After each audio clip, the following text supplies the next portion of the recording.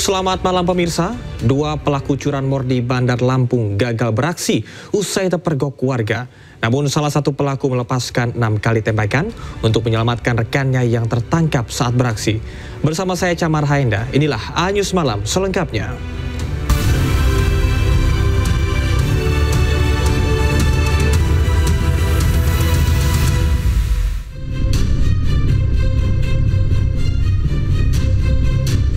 Aksi nekat dua pelaku curanmor di parkiran kantor Nusanet Jalan Cut Nyadin, Duren Payung, Bandar Lampung terekam kamera pengawas. Datang dengan mengendarai motor bersama rekannya, pelaku menyasar sepeda motor karyawan.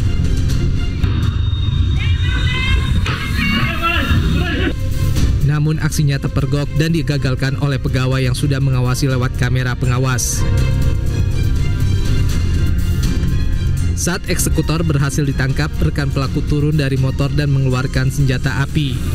Pelaku melepaskan 6 kali tembakan ke arah kerumunan sambil menodongkan pistol dan menendang karyawan yang mencoba menahan rekannya yang tertangkap hingga berhasil kabur. Beruntung tidak ada korban tertembak, hanya satu orang karyawan mengalami memar akibat ditendang pelaku. Berapa kali tembakan, Bang? Kalau saya waktu keluar itu udah ketiga kali. Setelah 3 kali itu dia kurang lebih nembak 3 atau 4 kali lagi sih. Berarti pistolnya. Jadi kurang lebih sekitar 5 atau 6 dia nembak itu. Ya. Itu sempat nodong ke kawan-kawan juga ya, Bang? Ya, nodongin ke orang-orang biar ngelepasin temennya itu.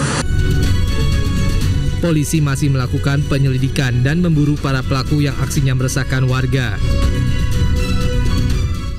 Seorang pelaku begal sadis terhadap penjual siomay di Kota Bengkulu diringkus polisi.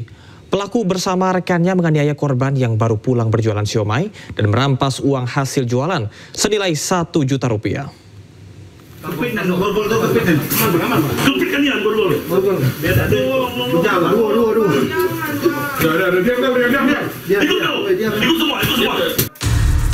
Sempat buron, Andi Saputra 19 tahun, begal sadis yang mengakibatkan seorang tukang siomay luka berat, berhasil diringkus tim Opsnal Polsek Gading Cempaka dan Resmo Polres Kota Bengkulu.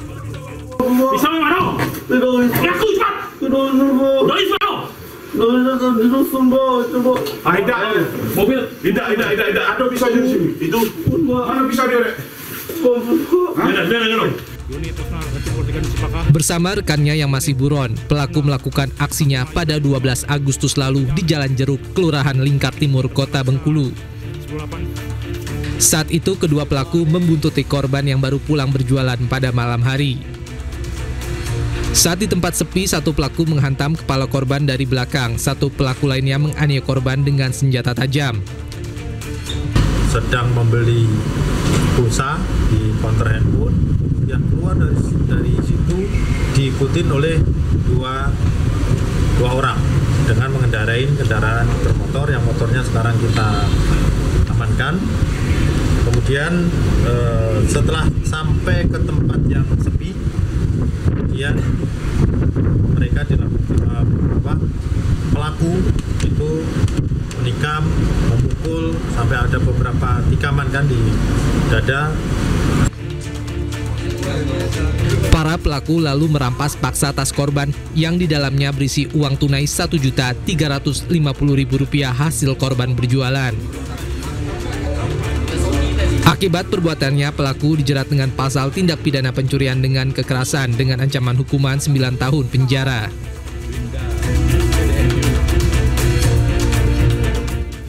Seorang pekerja bangunan di Kota Serang, Banten tewas tertimpa beton rumah yang sedang direnovasi. Korban tewas setelah mengalami luka parah pada bagian leher. Proses evakuasi terhadap seorang pekerja bangunan tertimpa beton rumah warga di perumahan Taman Alam Lestari, Kecamatan Tak-Takan, Kota Serang, Banten berlangsung dramatis. Korban berinisial AS tertimpa beton bangunan rumah yang sedang direnovasi. Saat dievakuasi, korban dalam posisi terlentang di dalam drainase.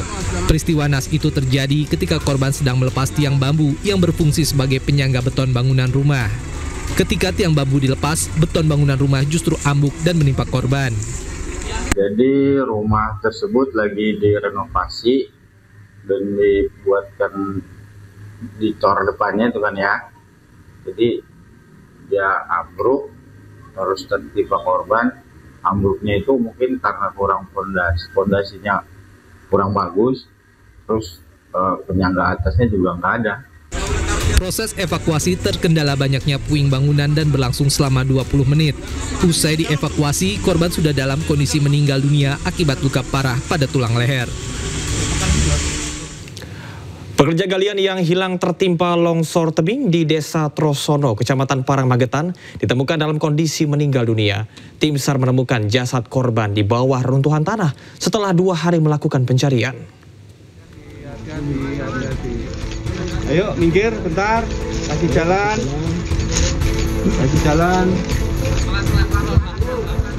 Tim SAR gabungan BPBD Magetan, Basarnas, Possar Trenggalek, dan TNI Polri akhirnya menemukan jenazah Suroso warga Nguri, Lembeyan, Magetan yang dilaporkan hilang dalam peristiwa runtuhnya tebing galian C yang terjadi di Desa Trosono, Kecamatan Parang, Sabtu siang kemarin.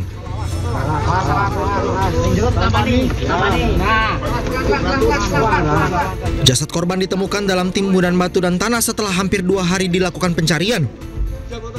Korban tertimpa runtuhan batu dan tanah dari tebing galian setinggi 50 meter saat berteduh dari hujan bersama beberapa orang rekannya.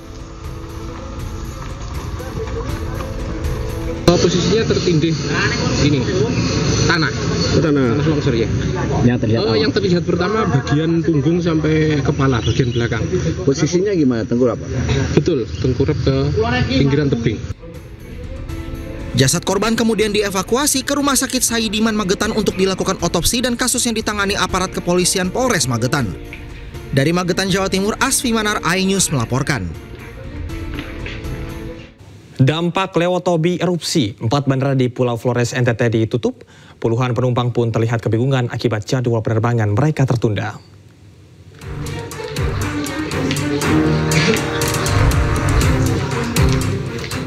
Sejumlah penumpang pesawat di bandara di NTT terlihat bingung. Mereka baru saja mendapatkan kabar bahwa Gunung Lewotobi laki-laki di Flores Timur Minggu pagi kembali erupsi. Kolom abu setinggi 1.200 meter mengakibatkan abu vulkanik menutupi area penerbangan pesawat komersil. Alhasil, 4 penerbangan di Bandara Franseda Maumere ditutup. Pihak otoritas Bandara Franseda mengumumkan bahwa penutupan berlangsung hingga Senin 29 September 2025. Penerbangan yang ditutup yaitu rute Maumere-Kupang, Kupang-Maumere. Selain Bandara Franseda, bandara yang ditutup diantaranya ada Bandara NDH Hasan Arubusman, Bandara Larantuka, Bandara Gewayan Tanah Larantuka, dan Bandara Lewo Lebal Wupito. Hingga saat ini, erupsi Gunung Lewotobi laki-laki masih saja terjadi. Warga diminta waspada. Dari Sika, Nusa Tenggara Timur, Joni Nura, iNews melaporkan.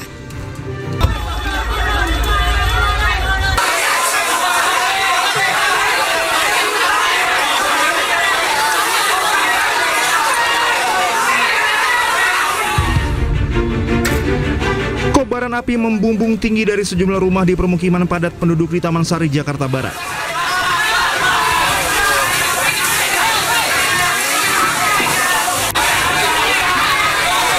Hembusan angin kencang serta banyaknya material kayu yang mudah terbakar membuat kobaran api dengan cepat merambat dari salah satu rumah warga ke rumah warga lainnya.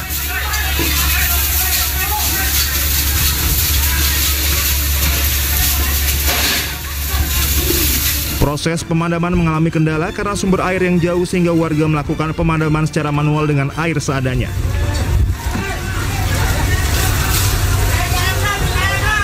Petugas pemadam kebakaran dan warga berjibaku melakukan pemadaman agar kobaran api tidak semakin meluas. Menurut warga, kebakaran ini diduga akibat hubungan pendek arus listrik dari salah satu rumah warga yang merambat ke belasan rumah warga lainnya di 3 RT yakni RT 7, RT 8, dan RT 9. Ada kebakaran, pikir nggak sebesar ini, tahu-tahu langsung besar dan ada ledakan juga mungkin karena warga panik jadi ditinggalin rumah ya. Berapa kali ledakan, Bu? Lebih dari 3 kali. Tadi. Lebih dari 3 kali. Kayaknya sih dari itu sih dari apa gas. Dari gas. Gas yang di rumah warga yang belum sempat.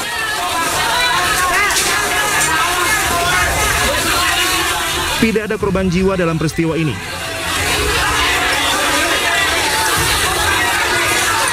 10 unit mobil pemadam kebakaran Jakarta Barat berisi 50 personil dikerahkan ke lokasi.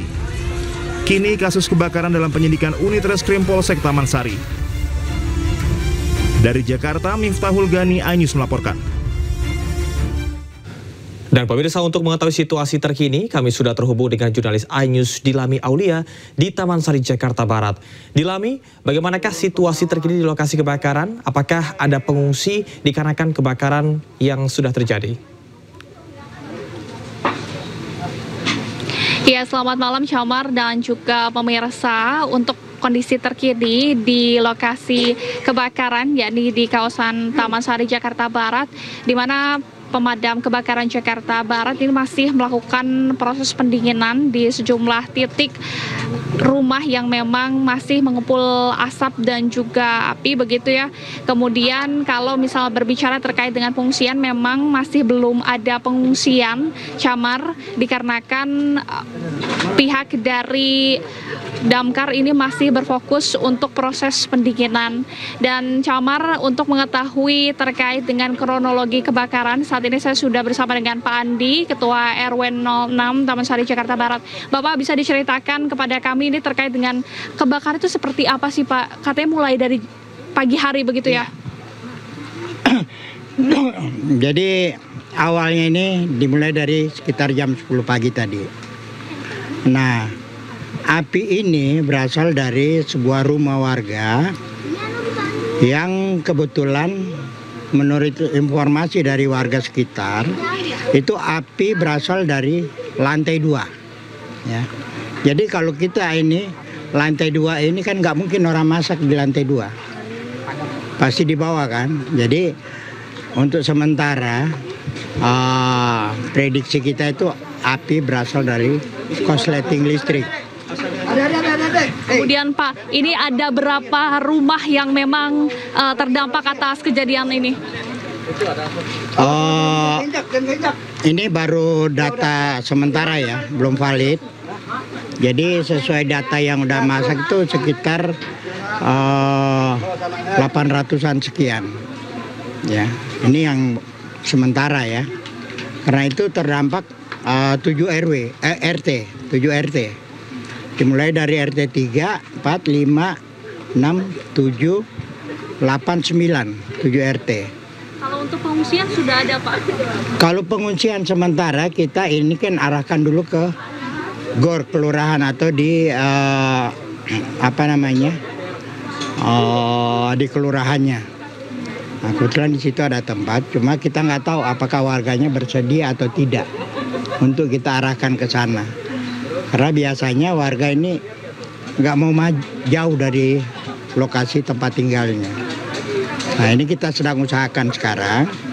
Jadi mungkin saya sebentar lagi akan membahas dengan RT. Kemudian Pak, harapannya begitu terakhir bagi pemerintah untuk kebakaran ini seperti apa yang dibutuhkan dari masyarakat itu sendiri? Ya, kalau harapan kami selaku warga tentunya kita tidak mengharapkan hal ini terjadi kembali kan. Ya, tapi bagaimanapun juga, kalau saya melihat dari pagi, ini ada keterlambatan. Bukan keterlambatan dari damkarnya datang, tapi keterlambatan suplai air. Karena di sini kita tahu sumber air jauh, jadi menunggu unit-unit yang lain datang untuk mensuplai air. Nah, ini yang kita tidak harapkan ke depannya. Mudah-mudahan jangan lagi terjadi hal-hal seperti ini. Pak Andi, terima kasih banyak dan turut berukacita. Semoga semua kebutuhan begitu ya dapat banyak bantuan terutama dari pemerintah juga. Terima kasih banyak Pak Andi. Dan pemirsa, kalau kami melihat ya di lokasi kejadian ini memang asap masih mengepul, kemudian listrik di lokasi ini mati total sehingga memang cukup gelap dan juga banyak sekali serpihan-serpihan dari kebakaran ini yang cukup membahayakan, sehingga dari pihak petugas ini juga kemudian mulai melakukan sterilisasi bagi para lansia maupun anak-anak di sekitar lokasi. Sementara demikian, kembali ke Ade Camar. Baik, terima kasih laporannya Dilami Aulia. Selamat bertugas kembali dan tetap hati-hati. Masih dari informasi kebakaran, pemirsa, rumah milik seorang petugas pemadam kebakaran di kawasan Tambora, Jakarta Barat terbakar. Akibat insiden ini, 2 orang warga terluka saat memadamkan api.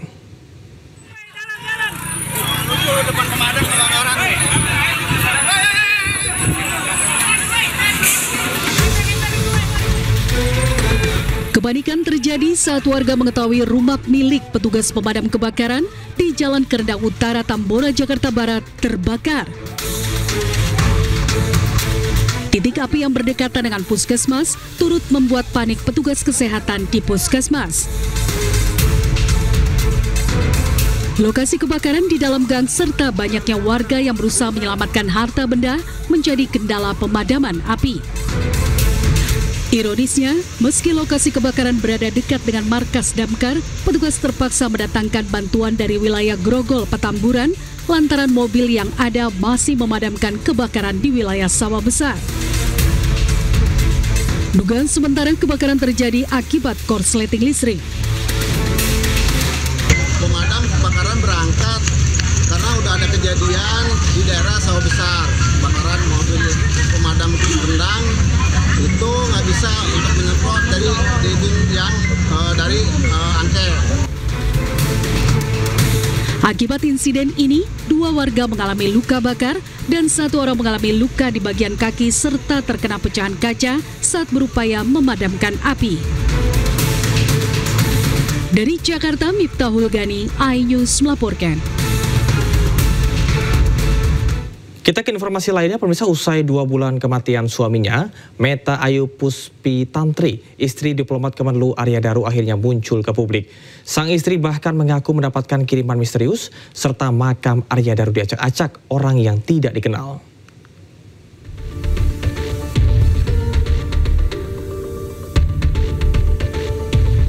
Hingga saat ini, penyebab kematian diplomat muda Arya Daru Pangayunan masih menjadi misteri. Keluarga menemukan berbagai kejanggalan dalam kematian ADP.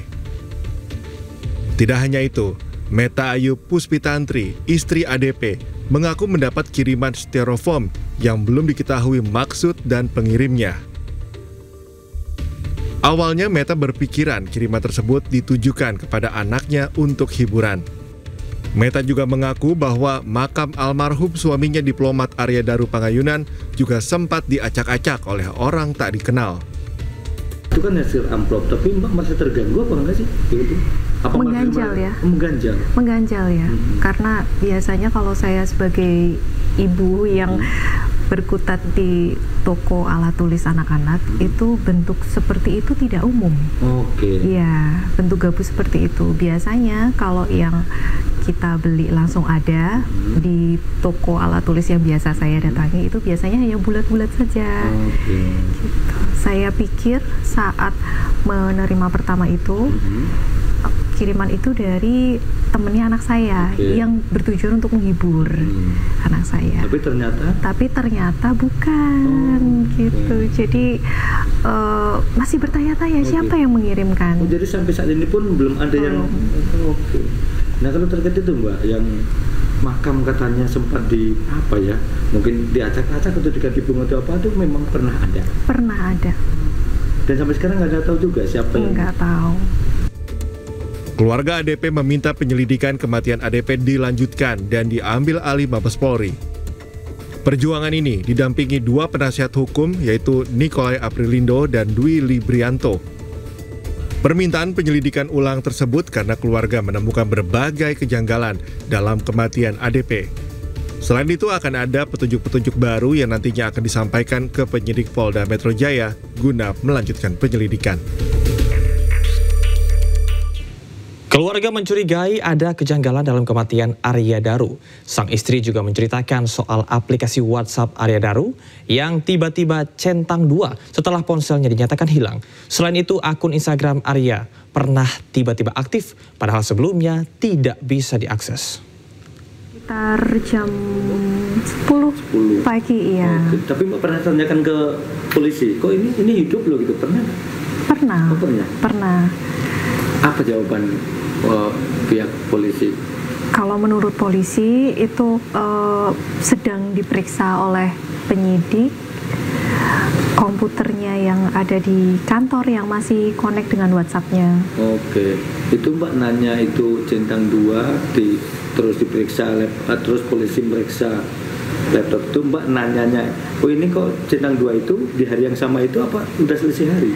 Sudah selisih hari saat Zoom bersama keluarga. Iya. Saat sehari sebelum press release itu ya. Iya. Oh. Nah kalau yang soal apa selain WA centang 2, kalau nggak salah ada medsos juga, Instagram nggak salah? Iya benar itu. Iya, saya pernah coba masuk ke Instagramnya, itu tidak bisa. Karena sudah ada keterangan sudah tiada gitu. Yang intinya seperti itu. Gini canggih banget tahu. Nah, saya juga bingung gitu. Apakah itu berdasarkan laporan atau bagaimana, saya juga kurang tahu. Setelah itu saya tidak pernah mencoba masuk lagi. Kemudian ada yang saya lupa menyampaikan ke saya, siapa itu kok IG-nya aktif. Kemudian saya coba masuk lagi, saya coba lagi, itu masih nggak bisa masuk lagi. Kemudian saya kembali ke Instagram saya, IG-nya memang aktif. Gitu. Nah, itu setelah berapa hari berselang dari? Sudah lama ya. Itu udah lama. Sudah lama, Agustus. Padahal kejadian Juli ya. Juli. Nah kalau yang itu, Mbak benar memang ketika malam sebelum paginya ditemukan, Mbak itu sempat nelpon polsek. Betul. Sudah berapa kali ya? Banyak. Mencurigai ada kejanggalan, istri Arya Daru meminta keadilan pada Presiden Prabowo dan Kapolri usut kematian suaminya secara transparan. Dari saya kenal Mas Daru sampai sekarang, kalau saya boleh berbicara, Mas Daru itu adalah orang yang paling baik yang pernah saya kenal, bukan karena saya sebagai istrinya, karena memang beliau itu pendengar yang sangat baik. Beliau sering memberikan solusi yang itu menenangkan, menjaga amarahnya, dan saya banyak belajar kesabaran dari beliau, menjaga lisannya untuk tidak menyakiti orang lain. Dan fakta tersebut tidak akan berubah sampai kapanpun.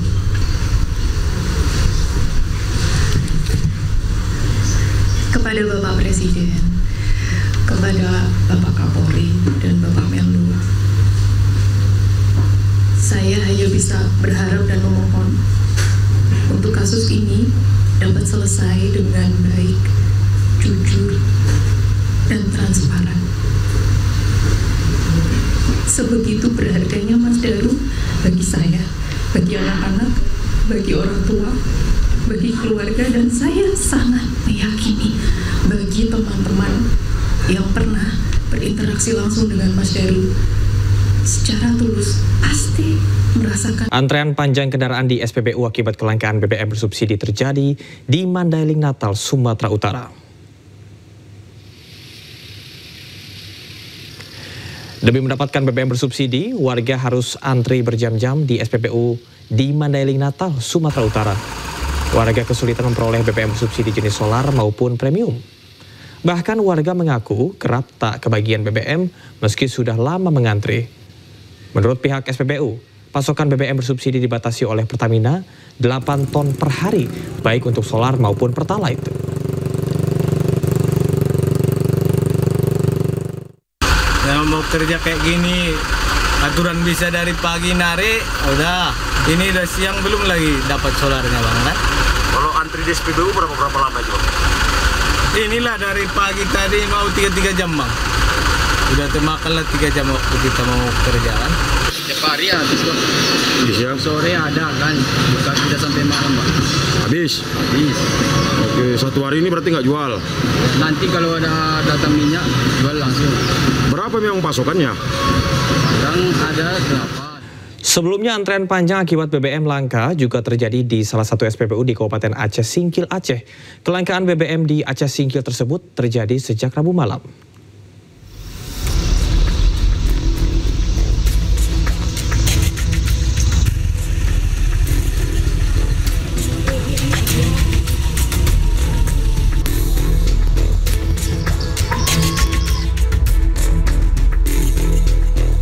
Antrean panjang kendaraan terjadi di sebuah SPBU di Kecamatan Singkil, Kabupaten Aceh Singkil, Aceh. Antrean kendaraan tersebut disebabkan akibat kelangkaan BBM di sejumlah SPBU di wilayah tersebut. Warga rela mengantri panjang karena khawatir tidak kebagian BBM disebabkan stok habis. Sejak Jumat malam, banyak pengendara terpaksa membeli BBM dari pedagang eceran. Namun stok di kios-kios kecil ikut ludes dan harga naik hingga Rp20.000 per liter. Udah lama saya nunggu Pak, udah lapar saya ini Pak. Jam 7. Oh jam 7 ya, antriannya. Ya ini diharap mudah-mudahan jangan sempat habis lah. Iya. Sampai ke tempat tujuan masih ada. Karena saya udah lapar ini Pak. Sementara menurut pengawas lapangan SPBU Singkil, kelangkaan ini disebabkan akibat berkurangnya pasokan yang diterima mencapai 50% akibat kendala distribusi dari Medan hingga kerusakan mobil tangki yang mengakibatkan pasokan terganggu. Dari Aceh Singkil Aceh, Suparman Munte iNews melaporkan. Kita ke informasi lainnya, pemirsa. Menteri Keuangan Purbaya Yudi Sadewa menyebut rakyat akan senang membayar pajak asal pendapatan mereka naik. Hal tersebut disampaikan Purbaya saat menghadiri acara 35 tahun MNC Trijaya. Ketika ekonomi memburuk, popularitas pemerintah ya, citra turun terus. Pada titik tertentu mulai banyak demo kayak kemarin tuh. Ya. Itu tuh kepercayaan turun cukup signifikan. Kalau nggak dirubah ekonominya dalam mungkin 6 bulan 1 tahun, bisa bahaya kondisi negara ini. Jadi Pak Presiden ngerti betul bahwa kita perlu perubahan paradigma pertumbuhan ekonominya. Dan orang yang tepat untuk melakukan itu adalah seorang Purbaya. Saya nggak tahu, mudah-mudahan pas. Iya. Pikir sih kayaknya paling pas yang ada dari stok yang ada ya. Iya. Pak, tapi kalau ini orang awam aja Pak ya, apakah memang benar Pak, pajak rakyat itu terlalu banyak Pak? Pajak yang dibebankan kepada rakyat. Saya nggak tahu, saya sedang pelajari. Tapi begini, ketika ekonomi melambat, kalau Anda nambahin pajak di semua titik, ekonomi akan melambat lagi, makin lambat. Akibatnya apa? Pendapatan pajak makin turun, kurang, dinaikin lagi pajaknya, ini makin turun lagi. Itu spiral ke bawah. Jadi kita sedang membunuh ekonomi. Jadi approach seperti itu kurang bijak, saya pikir. Maka kita balik sedikit sekarang. Saya nggak pernah ngomong pajak lagi kan. Yang penting saya ciptakan pertumbuhan ekonomi yang cepat supaya pajak naik, pajaknya, income-nya naik secara otomatis. Tapi kalau pertumbuhan ekonomi cepat, rakyat akan bayar pajak juga senang karena duit mereka juga banyak. Jadi itu yang saya coba. Sementara itu, Menteri Keuangan Purbaya juga menyebut akan menjaga kestabilan tarif cukai rokok untuk menjaga produsen dan tenaga kerja industri rokok yang terlalu tinggi. Purbaya juga sempat menyebut Fir'aun. Saat dikonfirmasi, Purbaya menyebut pemerintahlah Fir'aunnya karena pemerintah yang membuat kebijakan tersebut. Mulai dari dana pemerintah yang diparkir Pak, kemudian diguyur ke himbara, kemudian masalah sistem pajak, kemudian juga masalah cukai rokok ya. Saya nggak tahu yang dimaksud Fir'aun oleh Bapak siapa, tapi itu yang jelas pemerintah lah. Karena menetapkan cukai pemerintah, ya Fir'aunnya pemerintah. Waduh, tolong ya. Sekarang udah nggak boleh. Justru dari kesalahan itu kita perbaiki. Artinya mungkin ke depan cukai rokok nggak naik lagi segitu-segitu aja, tapi kepentingan para produsen rokok dan para pegawai di industri rokok kita jaga dengan memastikan nggak ada produk ilegal lagi. Oke. Itu nggak gampang tapi pasti kita bisa bereskan. Iya.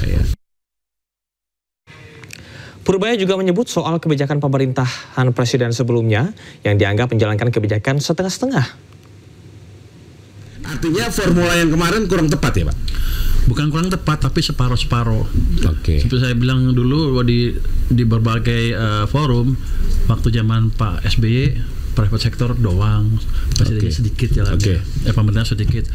Waktu zaman Jokowi, pemerintah utamanya mendrive ekonomi, tapi swastanya boleh dibilang hampir diberhentikan. Ke depan kita akan bantu supaya dua mesin ekonomi itu jalan. Nah itu bukan saya pintar karena pengalaman ngelihat selama 20 tahun, jadi ngerti salahnya di sini. Pemerintah menutup sementara dapur penyedia makanan bergizi gratis bermasalah dan menyebabkan keracunan pelajar. Investigasi juga akan dilakukan untuk mencari penyebab keracunan makanan.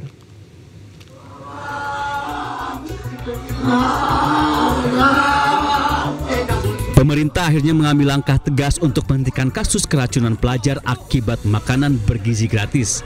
Menteri Koordinator Bidang Pangan Zulkifli Hasan mengatakan pemerintah akan memperbaiki tata kelola di bidang gizi nasional, salah satunya menutup dapur MBG yang bermasalah serta melakukan evaluasi.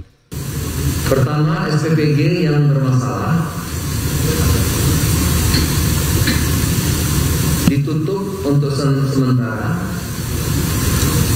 dilakukan evaluasi dan investigasi. Jadi yang pertama tutup sementara, dilakukan evaluasi dan investigasi. Salah satu evaluasi yang pertama adalah mengenai kedisiplinan, kualitas, kemampuan juru masak tidak hanya di tempat yang terjadi, tapi di seluruh SPPG. Desakan untuk menghentikan sementara atau moratorium program MBG sudah disuarakan masyarakat dan berbagai lembaga sivil. Moratorium dilakukan agar pemerintah bisa melakukan evaluasi total. Kami sangat mendorong kepada pemerintah agar mengevaluasi total terhadap program ini, bahkan kalau diperlukan adalah melakukan moratorium atau penghentian sementara untuk kemudian mengevaluasi terhadap keseluruhan apa yang dilaksanakan itu, terutama dari perspektif dapur, karena semua itu berasal dari dapur yang tidak higienis dan tidak tersertifikasi. Sejak diluncurkan 1 Januari hingga 14 September 2025, Jaringan Pemantau Indonesia mencatat sudah 6.452 siswa di 17 provinsi menjadi korban keracunan akibat MBG. Untuk itu perlu dilakukan langkah cepat demi menanggulangi masalah ini. Tim Liputan iNews melaporkan. Pemerintah mewajibkan sertifikat layak hygiene dan sanitasi atau SLHS untuk seluruh satuan penyedia program gizi SPPG. Menteri Kesehatan Budi Gunadi Sadikin mengaku belum mendapat data resmi berapa banyak laporan SPPG yang belum mengantongi SLHS. Menurut Budi Gunadi, pihaknya membantu mempercepat penerbitan SLHS seluruh SPPG setidaknya dalam 1 bulan ke depan. SLHS dibutuhkan dalam memenuhi standar usaha pengelolaan pangan yang telah memenuhi standar keamanan dan kebersihan yang ditetapkan, sehingga pangan yang dihasilkan aman untuk dikonsumsi masyarakat. Kementerian Kesehatan akan bekerjasama dengan Badan Gizi Nasional untuk mengawasi proses pemilihan bahan makanan serta proses masak di dapur MBG. Datanya saya belum dapat secara lengkap ya, tetapi memang sertifikat hygiene dan layak sanitasi ini kita akan percepat agar supaya semua SPPG yang ada itu memenuhi standar dari kebersihannya, standar dari orang-orangnya gitu ya, standar juga dari prosesnya supaya baik. Dan diharapkan dalam 1 bulan selesai semuanya. Kenapa? Belum cukup. Memang harus ada juga prosesnya benar-benar dijaga. Dan kita tadi sudah bersama-sama dengan BGN akan mengontrol proses dari persiapan makanannya, mulai dari pemilihan bahannya, kemudian juga pengolahan makanannya, kemudian penyajiannya seperti apa. Itu semua sudah kita sepakati lah bahwa nanti akan kita bantu bersama-sama agar tidak terjadi lagi. Sementara Kementerian Dalam Negeri akan menggelar rapat secara virtual dengan seluruh kepala daerah pada 29 September. Hal tersebut untuk menindaklanjuti sekaligus merumuskan langkah pencegahan terjadinya keracunan makan bergizi gratis. Kami dari Kemendagri akan meeting dengan seluruh kepala daerah, kemudian Kepala Dinas Kesehatan, Kepala Dinas Pendidikan, serta Sekda. Nanti juga akan dihadiri langsung oleh Bapak Menkes yang akan memberikan alat teknis kepada Kepala Dinas Kesehatan. Juga ada dari BGN, wakil yaitu Bu Nani Sdayang, insya Allah akan hadir. Juga Wamen Dikdasmen, nanti ada Kepala Dinas Pendidikan yang hadir. Sementara itu, Wakil Kepala Badan Gizi Nasional Nanik Sdayang menangis saat berbicara korban keracunan makan bergizi gratis yang meluas. Dirinya juga meminta maaf dan berjanji kasus serupa tidak akan terjadi lagi. Dari hati saya yang terdalam, saya mohon maaf atas nama BGN, atas nama seluruh SPPG di Indonesia. Saya mohon maaf. Saya seorang ibu. Melihat gambar-gambar di video, sedih hati saya. Mengapa? Kalau anak saya panas saja, saya sudah stres bukan main. Apalagi ini melihat anak-anak sampai digotong ke puskesmas, ke posko. Padahal niat kami, nawaitu presiden adalah ingin membantu anak-anak terpenuhi gizinya agar mereka menjadi generasi emas. Saya yang sebelumnya di BP Taskin atau saya yang sebelumnya berada di yayasan sosial, saya setiap hari nafas saya, parfum saya adalah anak-anak yang tidak mampu. Mereka sering sekolah hanya dengan berlaukkan garam saja. Kami punya maksud agar anak-anak Indonesia mempunyai keadilan dalam pemenuhan gizi.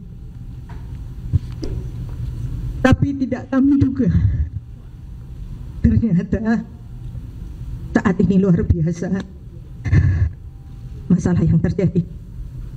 Itu sebabnya saya tidak pernah akan mau menyebut angka atau apapun yang terjadi, karena ini bukan masalah angka. Tetapi satu nyawa pun, satu anak pun sakit, itu adalah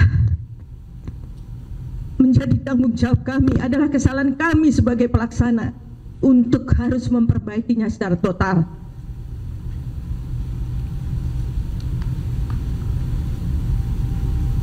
Jadi sekali lagi, pada anak-anak saya yang tercinta di seluruh Indonesia dan juga para orang tua,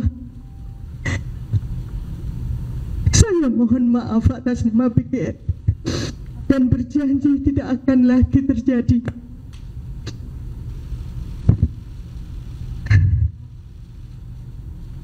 Tidak akan terjadi lagi. Kami juga mohon dukungan kepada semua pihak. Untuk berikutnya saya mohon kepada masyarakat ikut mengawasi jalannya dapur MBG. Dan membuat 24 jam. Silahkan mengadukan apa yang terjadi dengan dapur-dapur di tempat ibu-ibu sekalian. Badan Gizi Nasional membuka saluran layanan pengaduan untuk pelaksanaan program makan bergizi gratis. Warga dapat menghubungi 2 nomor resmi dari layanan aduan tersebut. Kepala Biro Hukum dan Humas BGN menjelaskan, hotline beroperasi dari hari Senin sampai dengan Jumat, pukul 9 sampai dengan 22 waktu Indonesia Barat. Dan berikut kontak hotline MBG BGN. Yang pertama adalah 088293 800-268 untuk operator 1 dan 088293 800-376 operator 2. Maraknya kasus keracunan makan bergizi gratis di berbagai daerah mendapat respon dari Ikatan Dokter Anak Indonesia. Bahkan IDAI mengirimkan surat terbuka untuk BGN yang berisi 5 poin.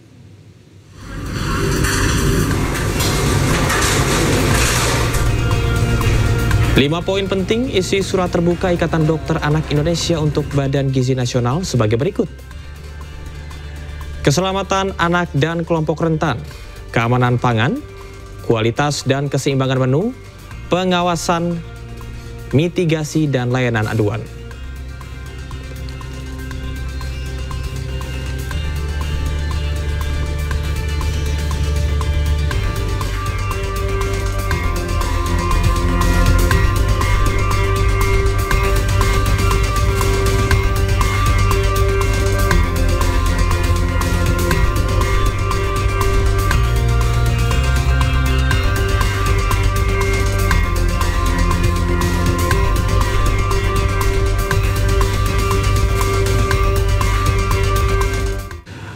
Bupati Kabupaten Bandung Barat Rici Ismail pada Sabtu 27 September 2025 resmi mencabut status kejadian luar biasa atau KLB keracunan massal makan bergizi gratis di Kabupaten Bandung Barat.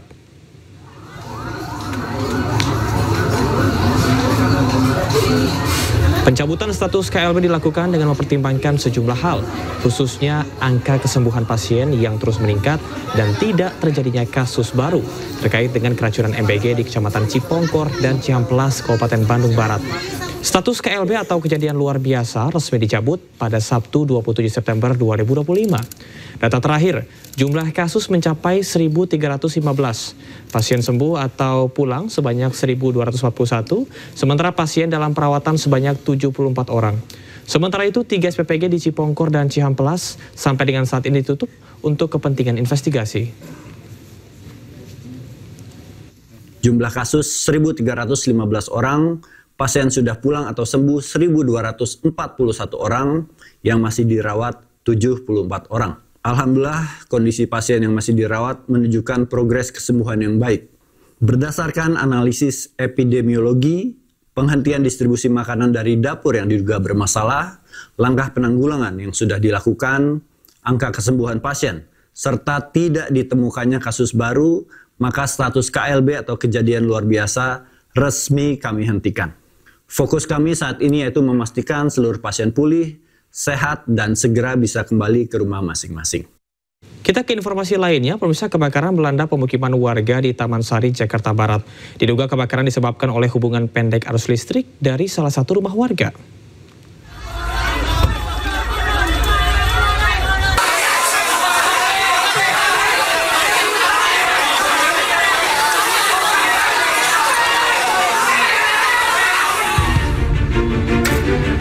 Kobaran api membumbung tinggi dari sejumlah rumah di permukiman padat penduduk di Taman Sari, Jakarta Barat.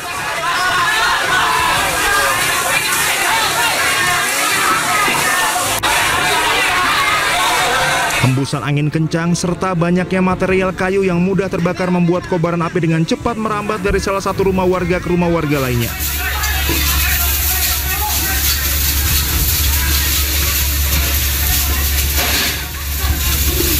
Proses pemadaman mengalami kendala karena sumber air yang jauh sehingga warga melakukan pemadaman secara manual dengan air seadanya.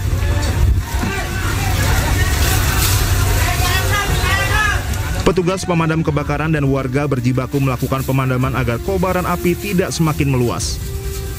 Menurut warga, kebakaran ini diduga akibat hubungan pendek arus listrik dari salah satu rumah warga yang merambat ke belasan rumah warga lainnya di 3 RT yakni RT 7, RT 8, dan RT 9. Ada kebakaran, pikir nggak sebesar ini, tahu-tahu langsung besar dan ada ledakan juga, mungkin karena warga panik jadi ditinggalin rumah ya. Berapa kali ledakan, Bu? Lebih dari 3 kali. Lebih dari 3 kali tadi. Lebih dari 3 kali. Kayaknya sih dari apa, gas. Dari gas. Gas yang di rumah warga yang belum sempat.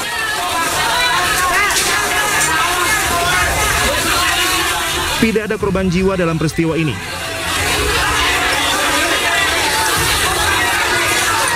10 unit mobil pemadam kebakaran Jakarta Barat berisi 50 personil dikerahkan ke lokasi. Kini kasus kebakaran dalam penyidikan unit reskrim Polsek Taman Sari. Dari Jakarta, Miftahul Gani, iNews melaporkan. Pantauan udara menunjukkan api berkobar dan menjalar ke sejumlah bangunan di 7 RT di RW 06, Jalan Mangga Besar 9, Taman Sari, Jakarta Barat. Cuaca terik disertai angin kencang dan sulitnya sumber air membuat api dengan cepat menjalar dan meluas. Api yang sempat berhasil dipadamkan oleh petugas pada pukul 11 siang kembali membesar dan membakar rumah warga di 7 RT di RW 06, Kelurahan Tangki, Kecamatan Taman Sari, Jakarta Barat. Bahkan, kobaran api turut membakar sejumlah rumah di RW 05. Diperkirakan ratusan rumah warga ludes di lahap api. Diduga kebakaran terjadi akibat korsleting listrik di salah satu rumah warga.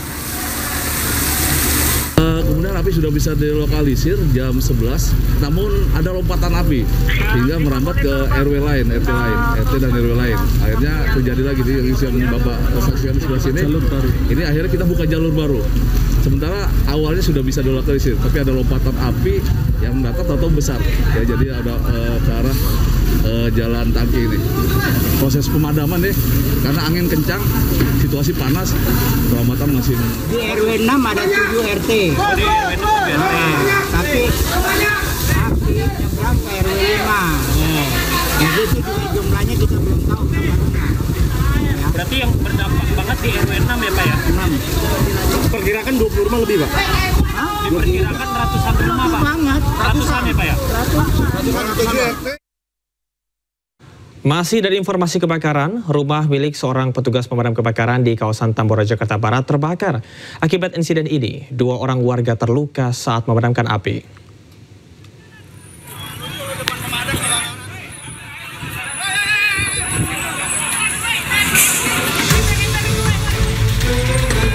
Kepanikan terjadi saat warga mengetahui rumah milik petugas pemadam kebakaran di Jalan Kendang Utara, Tambora, Jakarta Barat terbakar.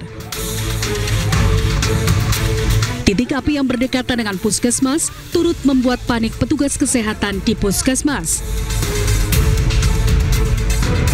Lokasi kebakaran di dalam gang serta banyaknya warga yang berusaha menyelamatkan harta benda menjadi kendala pemadaman api. Ironisnya, meski lokasi kebakaran berada dekat dengan markas damkar, petugas terpaksa mendatangkan bantuan dari wilayah Grogol, Petamburan, lantaran mobil yang ada masih memadamkan kebakaran di wilayah Sawah Besar. Dugaan sementara kebakaran terjadi akibat korsleting listrik.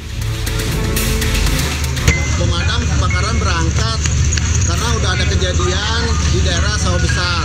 Kebakaran mobil pemadam rendang itu nggak bisa untuk menyemprot dari dinding yang dari angke. Akibat insiden ini, 2 warga mengalami luka bakar dan 1 orang mengalami luka di bagian kaki serta terkena pecahan kaca saat berupaya memadamkan api. Dari Jakarta, Miftahul Gani, iNews melaporkan. Pemirsa, kita ke informasi lainnya. Mencicipi kuliner dari berbagai negara Asia di Blok M Square menjadi pilihan untuk menghabiskan akhir pekan. Festival From Hanoi, Tokyo di Myeongdong, Korea menghadirkan berbagai macam kuliner Asia. Dan berikut laporan jurnalis iNews Naura Syafikah dari Blok M, Jakarta.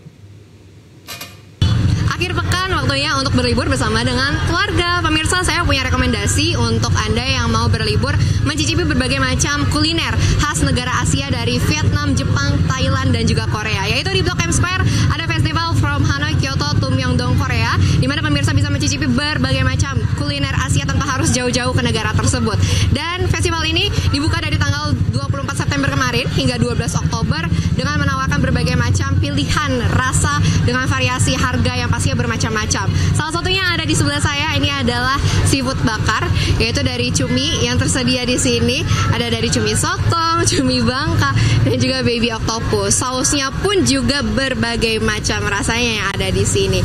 Dan di sini juga tidak hanya dari seafood aja yang ada di sini. Di sini juga ada makanan khas Thailand lainnya, yaitu oyster omelette. Wow, menarik sekali ya. Di sini juga pastinya untuk berbagai macam pilihan rasanya bisa langsung pemirsa pilih di sini langsung tanpa harus pergi ke negara tersebut dan menghabiskan budget yang lebih. Dan untuk pemirsa yang mau datang ke sini, tenang aja, ini buka setiap hari dari hari Senin hingga hari Minggu. Untuk di weekend ini memang untuk bukanya jauh lebih awal, yaitu di pukul 9 waktu Indonesia Barat, dan tutupnya jauh lebih lama, yaitu di pukul 11 waktu Indonesia Barat. Jadi untuk pemirsa yang mau datang tidak dipungut biaya apapun, bisa langsung mencicipi berbagai macam kuliner dari Asia. Dari Jakarta, Naura Syafikah, Jamie Jasin, Jaka Samsa, iNews melaporkan.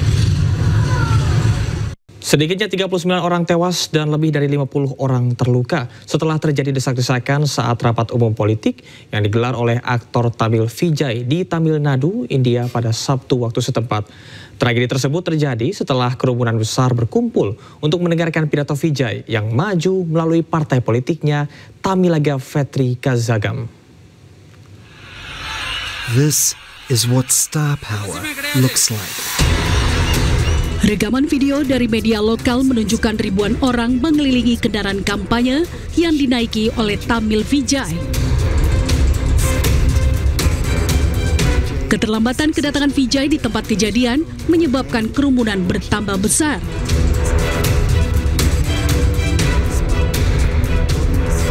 Sebanyak 39 orang tewas, termasuk 13 pria, 17 wanita, 4 anak laki-laki, dan 5 anak perempuan.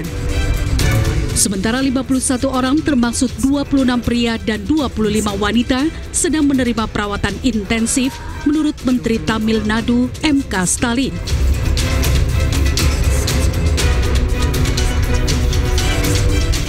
Vijay adalah salah satu aktor sinema Tamil paling sukses selama 3 dekade dan telah menarik banyak pengunjung ke pertemuan publiknya serta bergabung dengan partai politiknya pada tahun 2024. Partai yang menaungi Vijay telah menjadi partai yang berkuasa di negara bagian tersebut dengan melakukan kampanye menjelang pemilihan umum negara bagian yang akan diselenggarakan pada awal tahun 2026.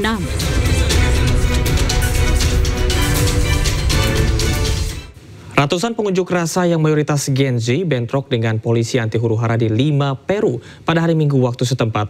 Meningkatnya aksi demonstrasi menentang Presiden Peru, Dina Boluarte, dan memaksa reformasi pensiun baru. Unjuk rasa yang diorganisir oleh Gerakan Generasi Z ini untuk pertama kalinya diikuti oleh para pekerja transportasi perkotaan hingga menyebabkan sedikitnya 9 orang terluka. Rekaman menunjukkan para demonstran berhadapan dengan polisi anti huru-hara dengan lemparan gas air mata dan peluru saat para demonstran melemparkan petasan. Para pengunjuk rasa berunjuk rasa menentang serangkaian undang-undang yang baru disahkan, termasuk reformasi pensiun dan tindakan amnesti yang memberikan kekebalan kepada pejabat pemerintahan Peru. Pihak berwenang mengerahkan 5.000 petugas polisi guna menghalau demonstrasi yang didominasi oleh Gen Z, sekitar 27% populasi Peru.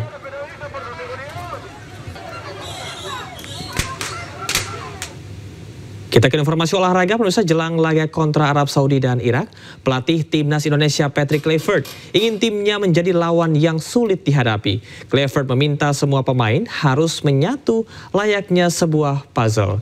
Dan pemirsa, usai sudah kebersamaan kita di iNews malam hari ini, temukan informasi terbaru lainnya di www.inews.id. Cuplikan tayangan berita iNews dapat Anda saksikan di kanal YouTube @official iNews. Mewakili kerabat kerja yang bertugas, saya Camar Haenda pamit undur diri. Terima kasih, selamat malam, sampai jumpa.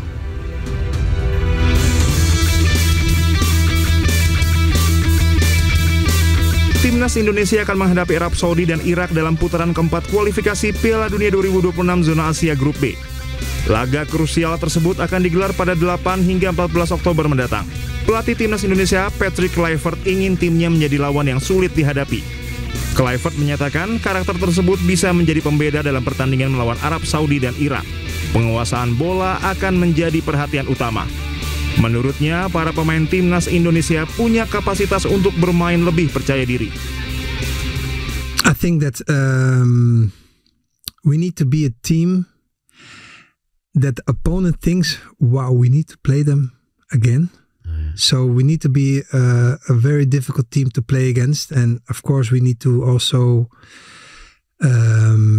don't forget about our qualities, because sorry, I think that we need to be better on the ball when we have the ball.